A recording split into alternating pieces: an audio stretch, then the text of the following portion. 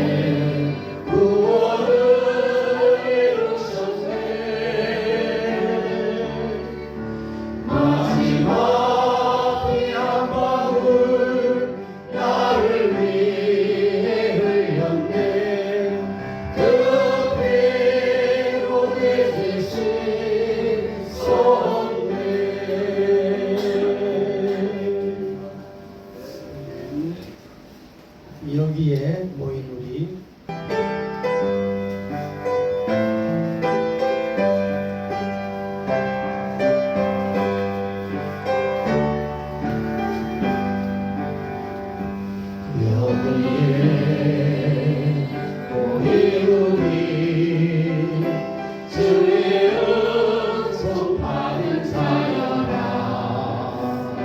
주께서 이 자리에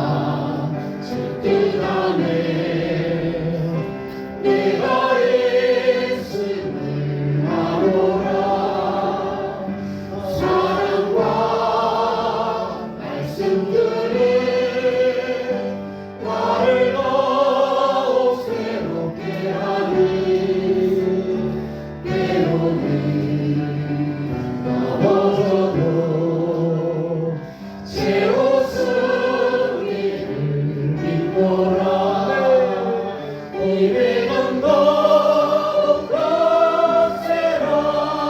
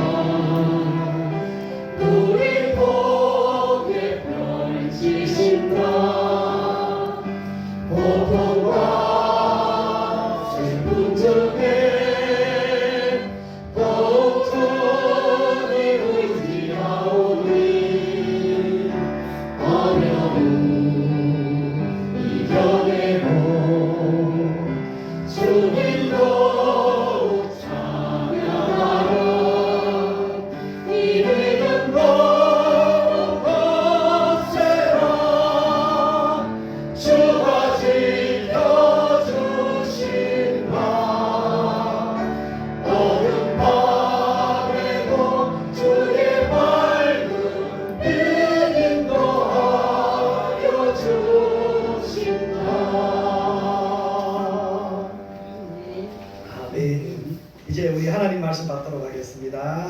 하나님의 말씀 이사야서 66장 15절부터 17절까지의 말씀입니다.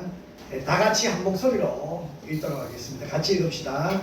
보라 여호와께서 불에 둘러싸여 강림하시니 그의 수레들은 효의 바람 같으려나 그가 혁혁한 위세로 노염을 나타내시며 맹렬한 화염으로 책망하실 것이라. 여호와께서 불과 칼로 모든 혈육에게 심판을 베푸신즉 여호와께 죽임 당할 자가 많으리니 스스로 거룩하게 구별하며 스스로 정결하게 하고 동산에 들어가서 그 가운데 있는 자를 따라 돼지고기와 다짐한 물건과 쥐를 먹는 자가 다 함께 망하리라. 여호와의 말씀이라. 아멘.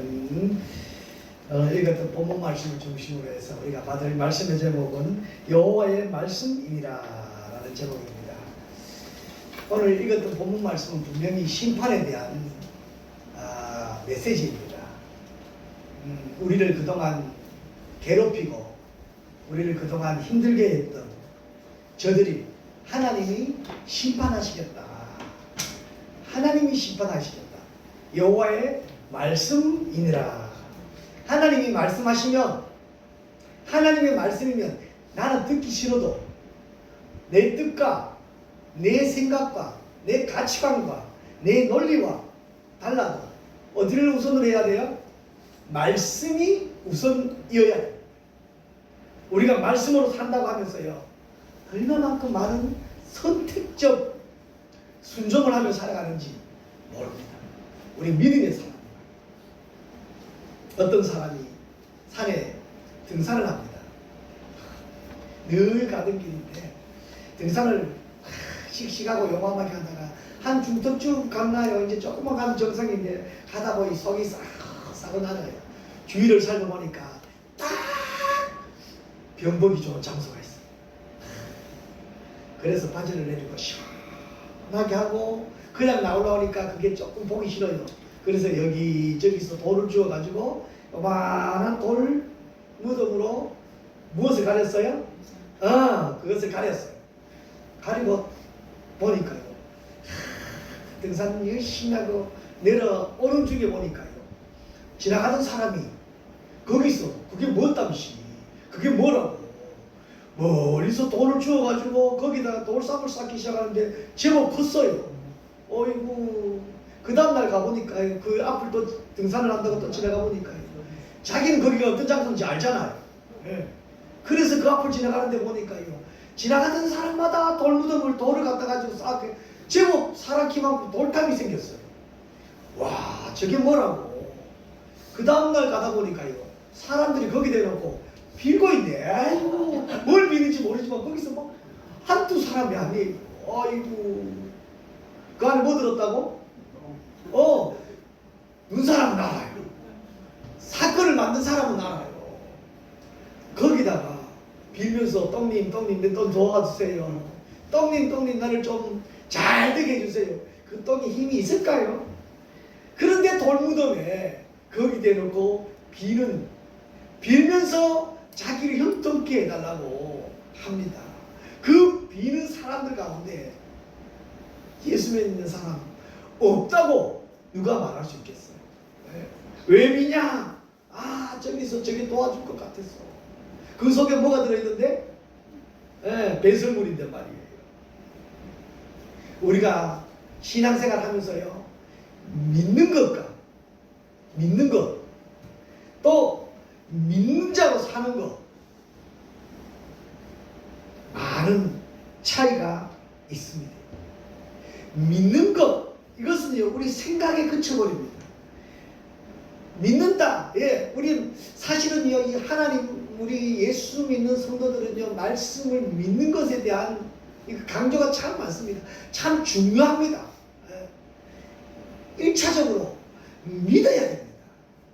이 믿음은요, 논리로 설명되어지면 사실은 그것은 믿음이 아니에요. 예.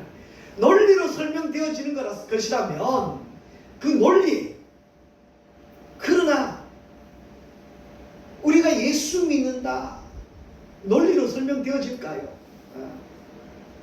죽었던 예수님이 3일 만에 부활하셨다. 논리로 설명되어질까요? 처녀의 몸에서 예수님이 탄생하셨다. 논리로 믿어질까요? 무엇을 강조해요? 믿음을 강조해요. 믿음. 논리가 아닌 믿음입니다. 믿음. 그러나 더 중요한 건 뭔지 아세요? 믿는 대로 사는 것입니다. 우리 주님은요, 믿음도 강조하지만 그 믿음을 넘어서 믿는 대로 사는 것을 강조하고 있습니다. 그래서 야고보서는요, 행함이 없는 믿음은 뭐라고요? 죽은 믿음이다. 믿는 사람들에 한해서 말씀하고 있습니다. 너희 믿음이 있느냐? 그러면 뭐 하라는 거예요? 행하라는 거예요. 믿음을 가진 사람들이 행함을 나타내어지고, 믿음을 가진 사람들이 그 손해보고도 그 믿음을 지켜나가는 것, 믿음대로 사는 것입니다. 믿음대로 살기 위해서는요, 얼마나 많은 충돌이 있는지 모릅니다.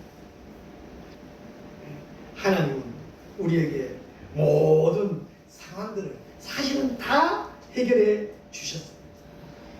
염려할 것, 걱정할 것, 근심할 것, 우리 연약하지만 나의 연약함을 가지고 주님께 나아가면,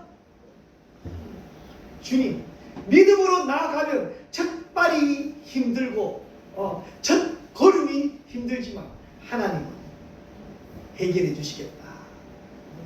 이스라엘 백성들이 지금 우리 오늘 이사야서의 말씀에 보면요, 이스라엘 백성들이 자기가 죄를 지었고 자기가 우상 앞에 달려갔고 자기가 이방들에게 나타났고 이방 나라에게 자기 나라를 의지했던 이스라엘 백성, 포로로 잡혀가서 희망도 없고 꿈도 없고 소망도 없고 절망 속에 살아가는 그들을 향하여 하나님이 말씀하십니다. 내가 그들을 심판할 것이다. 할렐루야. 그동안 우리를 핍박했던 저들입니다. 그리고 그 기준이 뭐예요? 오늘 본문 말씀 17절에 보니까요, 그 망하는데 그 망하는 기준이 무엇이냐? 이 먹는 일입니다. 먹는 일. 우리 잘 먹어야 됩니다. 돼지고기를 먹는 자 망할 것이고, 가증한 자를 먹는 자, 가증한 것을 먹는 자 망할 것이고, 쥐를 먹는 자 망할 것이다. 이 지금 먹는 것, 무엇을 먹느냐? 심판의 기준입니다. 레위기 21장에서 보면요, 1절부터 8절까지 레위기 21장에 보면 잘 설명하고 있는데, 구약에서는요, 이 먹는 것에 대해서 정결한 것과 부정한 것에 대해서 잘 설명해 나왔어요. 그 시대에는요, 먹는 것이 중요한데, 특별히 레위기는 뭐예요? 이스라엘 백성들이 가나안 땅에 들어가서 이제 출애굽기 해서 시내산에서 받았던 그 말씀이, 말씀의 삶을 풀어놓은 게 레위기예요. 이제 율법대로 살아야 돼. 말씀대로 살아야 돼. 왜냐하면 이제 가나안 땅에 들어가서 정착 생활을 하면 그들의 문화들이 유혹해 올 거란 말이에요. 그들의 신들이 유혹해 올 거란 말이에요. 우상들이 유혹해 올 거란 말이에요. 그들의 문화가 유혹해 올 거란 말이에요. 그럴 때 너희들은 내가 하나님의 말씀인 율법을 지켜야 된다. 율법대로 행해야 된다. 그래서 그때에 먹어야 될 음식들, 먹지 말아야 될 음식들 설명하면서요, 특히 우리 육고기를 먹을 때는요, 육고기 먹을 때 대세김질하는 고기들이다, 굽이 갈라진 고기들은 먹을 수 있다. 정결하다. 그러나 대세김질하지 못하고 굽이 갈라지지 않는 짐승들은 정결하지 못하다는 거예요. 그렇다면 이 정결함과 정결하지 못함, 대세김질을 하고 하지 못하고, 이것을 이제 무슨 의미냐는 거지. 대세김질을 한다. 한번 들어갔다가 우리 소처럼 손은 막 풀 뚫고 모아놨다가 다시 한번 대세김질을 해서 소화를 시키잖아요. 그치? 이것은 무엇을 의미하냐? 이것은 세상에서 거듭난 생활을 의미합니다. 예수님으로 말미암아 내 인생이 새로워졌다. 거듭남을 의미합니다. 그 먹지 않고가 중요한 것이 아니라 그 짐승을 표시하면서 곧 누구예요?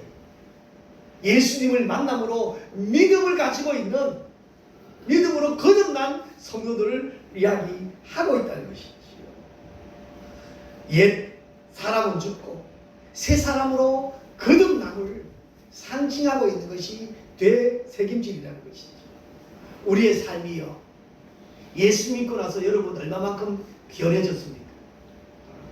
예수 믿고 나서 우리의 말이 얼마나 변했습니까? 예수 믿고 나서 우리의 생각이 얼마나 온유해졌습니까? 이제는 이게 거듭남의 의미인 것입니다. 굽이 갈라졌다 갈라지지 않았다. 이것도 마찬가지입니다. 세상과 구별. 똑같이 살아가지만 결정적일 때 믿는 사람들은 믿음이 거기서 나타나야 되고 믿음으로 사는 모습이 거기서 나타나야 되는 것입니다. 세상과 구별된 모습입니다. 세상과 구별된 언어여야 됩니다.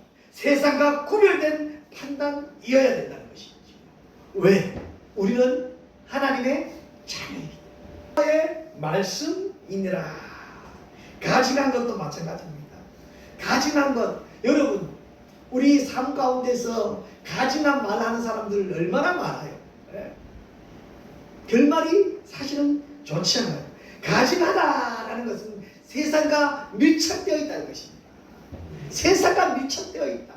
믿음을 가지고 있는 우리에게 세상 법을 가지고 세상 논리를 가지고 접근을 합니다. 어떨 때는요, 그 사람들이 더 똑똑한 것 같아요. 그 논리가 맞는 것 같아요. 그러나요, 그 논리 가지고 구원을 이룰 수 없고 그 논리 가지고 천국을 소망할 수가 없습니다.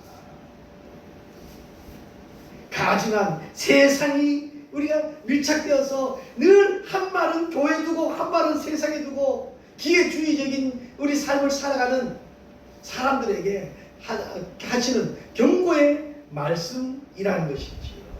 결국 우리의 믿음의 생활들을 하나님 지적하고 있다는 것입니다. 이들은 다 뭐 한다고요? 함께 멸망한다고 이야기합니다. 우리의 생각이 세상 혼합주의로 혼합되어 있습니다. 세상 기준으로 살아가고 있습니다. 세상 것을 따라가고 있습니다. 우리 기도했잖아요. 오늘 우리 안집사님 기도하셨잖아요. 기도하신 건요, 다 벽에 붙여놓고요, 한 주일 동안 그 기도 내용을 뜯어가면서 우리의 삶에 얼마나 적용했냐, 얼마나 삶에 적용했냐, 여러분 판단해 보시고 한번 점검해 보시고 우리가 얼마 기도와 우리의 삶이 분리된 삶을 살고 있는지 아마 우리가 점검되어질 것입니다. 우리는요, 기도는 기도고 신앙은 신앙이고 일분적으로 분리해서 살아가면 결코 하나님 앞에서 우리의 자랑거리가 없어집니다. 구약에는요, 이렇게 먹는 것이 기준이 되어서 사실은 이것이 삶에 나타난 그들의 삶의 현장이거든요. 그런데 신약에 와서는, 예수님이 오시고 나서는 어떻게 바뀌었냐? 삶의 신약에서는 우리 고린도전서 16장 22절 한번 읽어보도록 하겠습니다. 고린도전서 16장 22절 다 같이 읽읍시다. 만일 누구든지 주를 사랑하지 아니하면 저주를 받을지어다. 우리 주여 오시옵소서. 예, 아멘. 다시 한번 더 읽읍시다. 만일 누구든지 주를 사랑하지 아니하면 저주를 받을지어다. 우리 주여 오시옵소서. 아멘. 아멘은 언제 하시려고요? 네. 다시 한번 더 읽읍시다. 만일 누구든지 주를 사랑하지 아니하면 저주를 받을지어다. 우리 주여 오시옵소서. 아멘. 어떤 사람이 예수님 오시고 나서는 기준이 뭐예요? 심판의 기준이 주님을 사랑하느냐 사랑하지 않느냐 심판의 기준이. 그나마 너무너무 감사하지요. 주님을 사랑하는 것, 주님을 사랑한대 하는데 주님을 사랑하느냐 주님을 사랑하지 않느냐 이 두 가지가 문제가요. 결국은 보셔요. 주님은 사랑하는데 주님도 사랑하는데 주님보다 더 사랑하는 것 있다면 주님을 사랑하는 걸까요? 사랑하지 않는 걸까요? 주님을 더 사랑하는 게 뭘까요? 그 사람들은 뭣도 모르고 똥 넣어놓은 그 돌무덤에 도와달라고 비는데 거기에 뭐 들었는지 모르잖아요. 그러면서 빌고 있잖아요. 네. 주님을 사랑하는 것보다 더 사랑하는 것, 결정적일 때에 여러분 스트레스 어디서 받는지 점검해 보셔요. 기도 시간에 기도 못해서 여러분 스트레스 받습니까? 찬양해야 되는데 찬양 못해서 스트레스 받습니까? 예배 시간에 예배 못 들어서 몸에 예배에 빠져가지고 여러분 혹 스트레스 받습니까? 전도해야 되는데 전도 못해서 스트레스 받습니다. 구제해야 되는데 선교해야 되는데 선교 못해서 여러분 주머니에 있는 현찰 못 내서 스트레스 받습니까? 아니면 누가 내 돈 띠먹었는데 못 받아서 스트레스 받습니까? 확 이해가 되지요. 네? 오늘 내가 예배 시간에 예배 안 드리고 그 사람 만나서 몇백원 받았으면 몇십만원 받으면 나에게 훨씬 유익인데 그거 못 받아서 스트레스 받습니까? 지금 사실은 그것을 질문하고 있는 것입니다. 누구든지 주를 사랑하지 아니하면 저주를 받을 것이다. 주님보다 더 사랑하는 것이 있으면 그것은 주님을 사랑하는 것 아니라는 것입니다. 그런데 세상 사람들은 어떻게 해요? 선악의 기준을 가지고 세상 사람들은 착한 행실을 가지고 천국 가니 안 가니 착한 행실이 아닙니다. 예수 믿으면요 우리의 신념이 변해가지고요 자동적으로 어떻게 해요?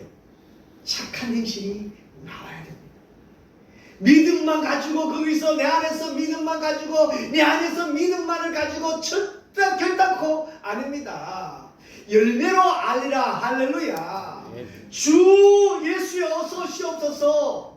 내가 주님을 더 사랑하기 때문에 이 사랑 놓치기 싫어서 주님 어서 오십시오 어서 오시옵소서 기도하게 되어지는 것입니다. 세상 것 때문에 여러분 착한 행실 때문에 세상 법칙은 그렇게 말하고 있습니다. 착한 일을 많이 해서 천국 간다고.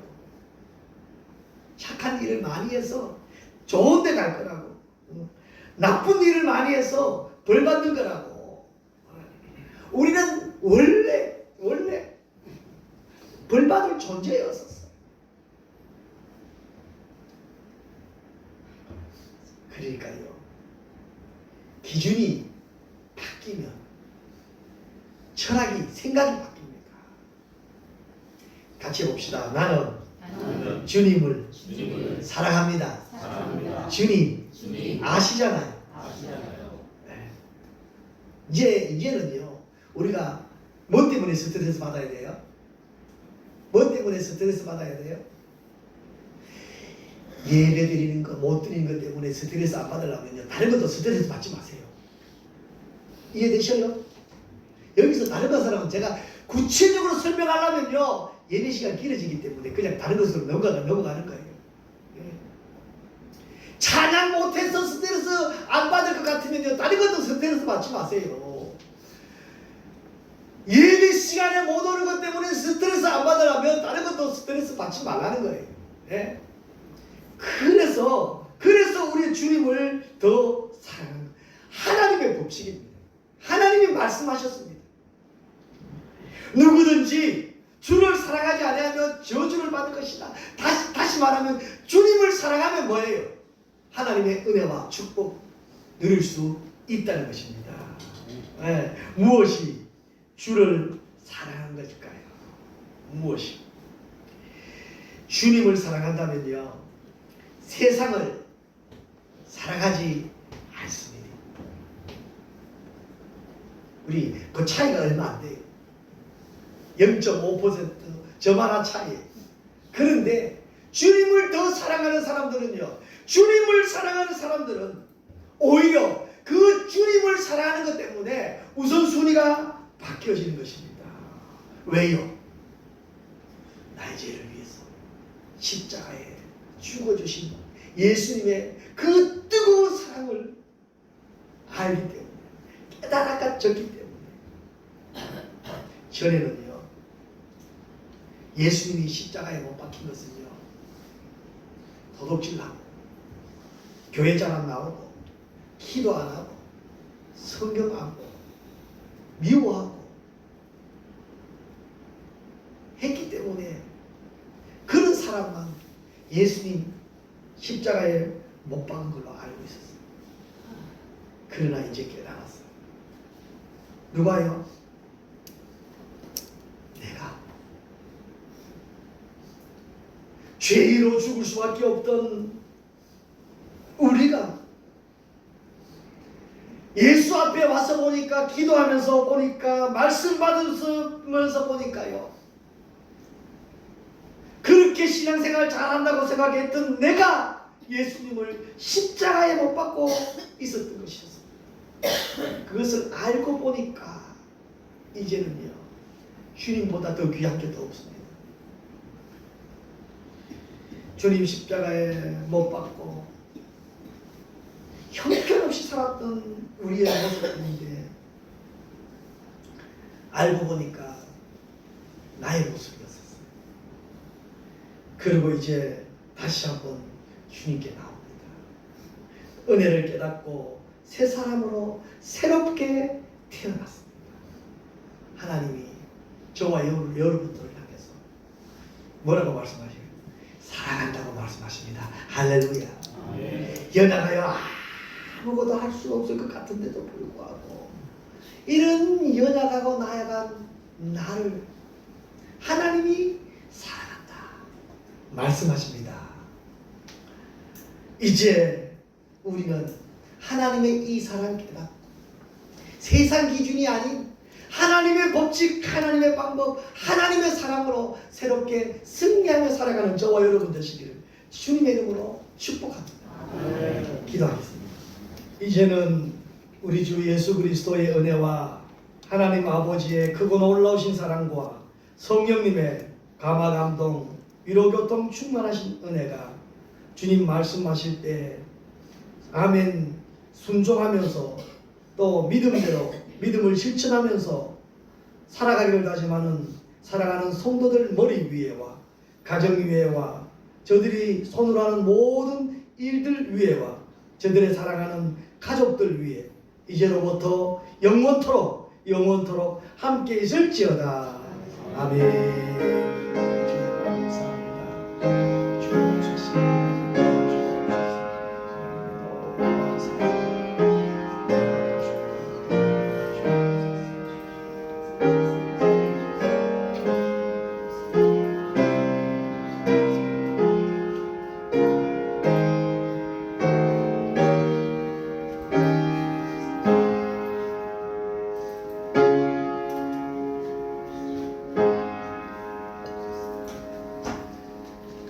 감사합니다. 예배를 마쳤습니다. 우리 박수로 하나님께 영광 돌리도록 하겠습니다. 감사합니다.